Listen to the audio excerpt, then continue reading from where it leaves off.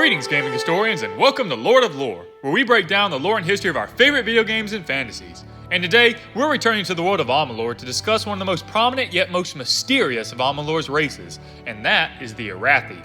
Powerful, wise, and above all, nowhere to be found, the Erathi are a presumably extinct race of powerful beings obsessed with fate and order, and their magics and ruins can still be seen throughout the world of Amalur.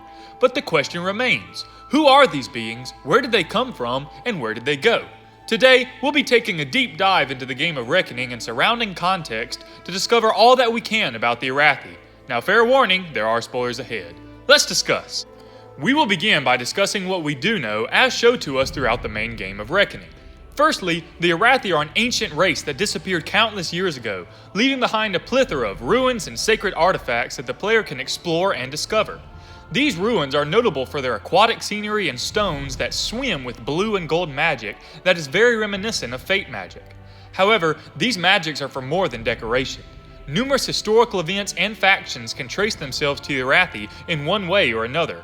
Firstly, the Theater of Fate was a grand underground temple where the Erathi gathered all the races together, including mortals, fate weavers, and fae, to record the tapestry of fate into a special codex and what events were predestined for the world of Amalur. Of course, this tablet would be broken by the fate-shifting powers of the Fateless One, but it nonetheless showed that the Erathi were not a completely reclusive race and interacted with the rest of the world in their pursuit of understanding fate. Another faction heavily influenced by the Erathi are the Warsworn and their Firstsworn ancestors. When the Erathi disappeared, their mortal enemies of chaos, the Niskaru, remained. So the Erathi's followers, the Mitharans, used Erathi fate magic and artifacts to create a special force dedicated to stopping chaos. And these Firstsworn would eventually grow to become the Truesworn, dedicated Niskaru hunters. While the Truesworn would eventually decay into a mere mercenary force, the Fateless One would help reform the Warsworn to their original oaths by finding the Mystic Hammer, a powerful Erathi artifact, and using it to defeat Kamazandu. Finally, the Fateless One would further explore Erathi magics in their journey to Mithros, an area populated by the Mitharans' descendants. All of these parts of gameplay give us hints and pieces to the Erathi and who they were, but there is so much more to uncover. By diving into the Amalur Wiki and Project Copernicus sources, we can learn more about the early history of Amalur and what role the Erathi played in it. As explained in my other videos, the Deep Gloam was a terrible time where the mortals buried themselves underground in fear of the dead surface, something heavily hinted to be haunted by the Niskaru. However, it was the Erathi who ended the Deep Gloam and helped the hiding races to resurface and grow into who they are today. All the mortal races, from men to Alfar to gnomes, can trace the origins of their civilization to the Erathi, but none tried to do this more than the human race known as the Mitharans. However, the Erathi mysteriously disappeared one day, and the Mitharans desperately tried to cling to the Erathi's ways by forming the Empire of Erathi. In fact, dialogue hints that the Windstones, large ruins that the player needs to activate in order to get the piercing light for Talera, were in fact devices built by the Mitharans in hope of calling the Erathi back from wherever they went. This is further supported by the Windstones summoning Niskaru whenever they are activated in an attempt to stop the player, and the fact that the piercing light appears to be another Niskaru-killing Erathi artifact within Erathi ruins. However, we know that the Empire of Erathi eventually fell, and most of the Mitharans would scatter into many human tribes or return to the mountains of Mithros while their ancestors' ruins fell into decay. But the question remains, where exactly did the Erathi go?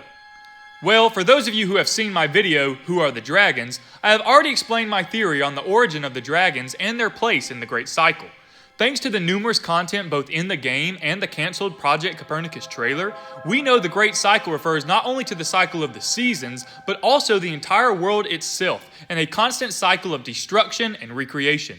Remember, the Erathi were obsessed with order, but they were also obsessed with unlocking the secrets of fate, something inseparable from the Great Cycle. It is my belief that the Erathi studied the Great Cycle and the veil between the realms in their studies of fate, and this theory was proven true by Telogris' dialogue in Fatesworn, where he says that the ruins of Mithros still hum with the magic of the Erathi as they tampered with the powers of fate and the realms. But what's this have to do with the Erathi's disappearance? Well, thanks to additional sources I touched on in Who Are the Dragons, it is my belief that each stage of the Great Cycle introduces new magic into the world of Amalur, just like the Age of Arcana introduced magic to the human races in Reckoning, and the Age of Heroes introduced new magic to mortals in the cancelled Project Copernicus.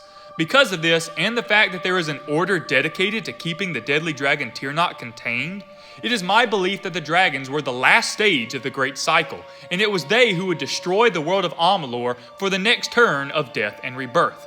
But if the dragons are the last ones, how did Tirnoch arrive so early? My theory, the Erathi. Remember what Aelin Shear said. When Tirnoch first appeared, it was the Alfar who imprisoned her, and no other races were mentioned, neither Fae nor Erathi.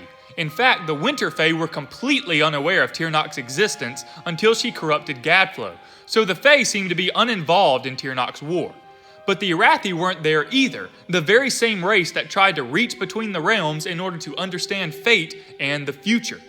It is my belief that the Erathi are responsible for Tirnoch's appearance, reaching ahead of the Great Cycle in their studies and accidentally summoning Tirnoch from the future. As a result, the Erathi were likely destroyed by Tirnoch or somehow disappeared into the tear they created in the Arcane Veil. Maybe they were destroyed for good, but maybe they're still there somewhere in the future of the Great Cycle, waiting to be re-released into the world of Amalur. Of course, all of this is theory, but with the release of Fatesworn and the discovery of new Project Copernicus content, this theory continues to grow stronger and more interesting. In the end, we might never see the Erathi or fully understand who they were, but the mark they left on both the history and magic of Amalur are plain to see, and we can safely say Erathi magic will continue to be a key aspect in the world's future. But what do you think? Do you think the Erathi predated even the Fae? Are they all gone or just missing? Leave your thoughts in the comment section below, and remember to drop a like and subscribe so my channel can grow. Feel free to comment what you would like to see next, new videos regularly. God bless!